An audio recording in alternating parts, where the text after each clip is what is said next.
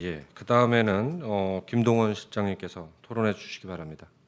예, 뭐 현업에서 뭐 제가 광고를 하는 건 아니기 때문에 근데 다만 좀 오늘 발표하고 논의를 할 때 필요한 자료 중에 중요했던 것 중에 하나가 실제로 지역 아니 죄송합니다. 정부 광고라고 그냥 말을 통일하겠습니다. 정부 광고에 콘텐츠가 뭐가 있는지 그 정부 광고가 어떠한 유형들이 있고 그 어떠한 매체들에 어떻게 얼마나 많이 신탁이 가고 있는지에 대한 데이터들이 좀 있었으면 좋았겠다. 그런 게 좀 아쉬운 부분이 있습니다. 그래서 뭐 급한 대로 정부 광고 통화 시스템에 들어가서 봤더니 2020년 기준으로 기관 유형별로 가장 점유율이 높은 곳이 지방행정기관으로 42.8%입니다. 그리고 그 다음이 공공기관, 공공의 32.7%고요. 매체별 정부 광고 집행 현황을 보니까 방송이 29%, 인터넷이 25%, 인쇄가 23%입니다. 근데 중요한 거는 이제 아까도 홍문기 교수님도 말씀하셨지만은 중요한 거는 정부 광고라고 하는 것이 일반 기업의 광고와 다르지 않습니까?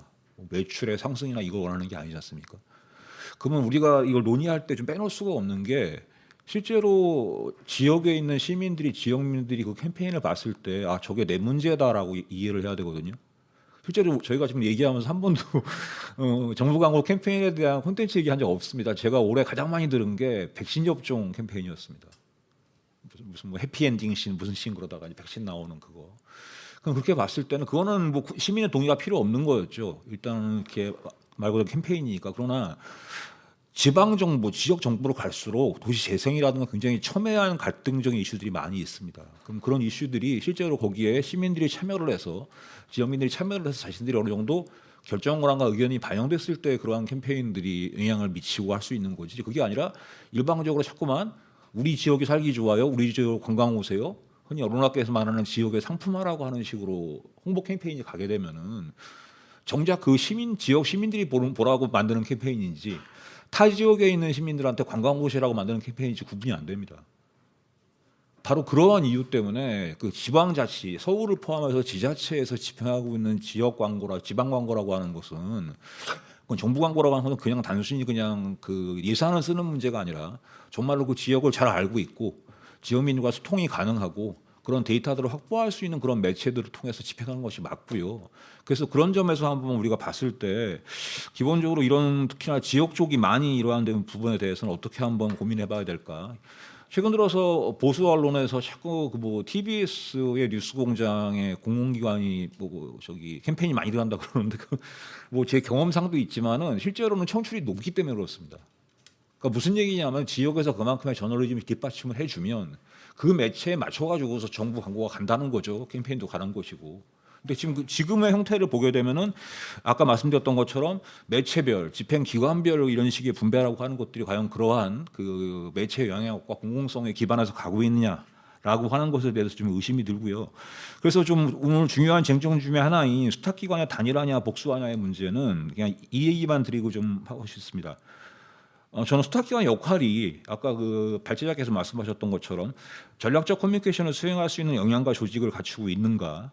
그리고 또 하나 중앙이나 지역 정부의 정책에 대한 이해와 매체 플래닝이 가능한가. 그리고 정부 매체 특히 지역 매체입니다. 지역 매체 독자 간의 커뮤니케이션 경로와 데이터를 확보할 수 있는가. 그리고 이러한 데이터 확보를 통해서 정부 광고 집행에 따른 성과 측정이 가능한가. 이런 역량들이 있어야 되는 거죠. 근데 이것이 그 단일화의 문제가 아니라 기본적으로 수사기관은 이 정도의 기능을 해야 된다는 거고 마지막으로 중요한 쟁점인 수수료의 문제는 몇 퍼센트냐 저는 그런 문제보다는 수수료 가지고 뭐 할 거냐가 더 중요하다고 봅니다. 그러면은 정부 광고의 수수료의 목적은 갈수록 좁아지고 있는 매체와 독자, 시민, 이용자 간의 거리들을 좁혀주는 데 쓰여야 되거든요. 그러면 그러한 식의 거리를 줄일 수 있고 소통을 강화할 수 있는 방안으로 수수료가 그것이 뭐 수탁기관의 자체 예산으로 쓰든 아니면 그 지역 방송에 대한 지원금을 쓰이든 간에 명확한 수수료에 대한 용처와 그 목적이 있어야 되는데 그것이 아니라 우리 자꾸만 퍼센트만 가지고 얘기하는 것이 아닌가. 그래서 마찬가지로 수탁기관이 운영 예산으로 설령 그 수수료를 책정한다 할지라도 달라지고 있는 미디어 환경이나 시장 변화에 따라서 매체와 독자에 대한 설명 책임이 분명히 필요하다. 그런 부분들 좀 말씀드리고 싶습니다. 네, 이상입니다. 네, 고맙습니다. 오히려 시간을 남겨주셔가지고요 여유가 더 생겼습니다. 나중에 또 생각나시면 남은 시간 드리겠습니다. 말씀 더 해주셔도 됩니다.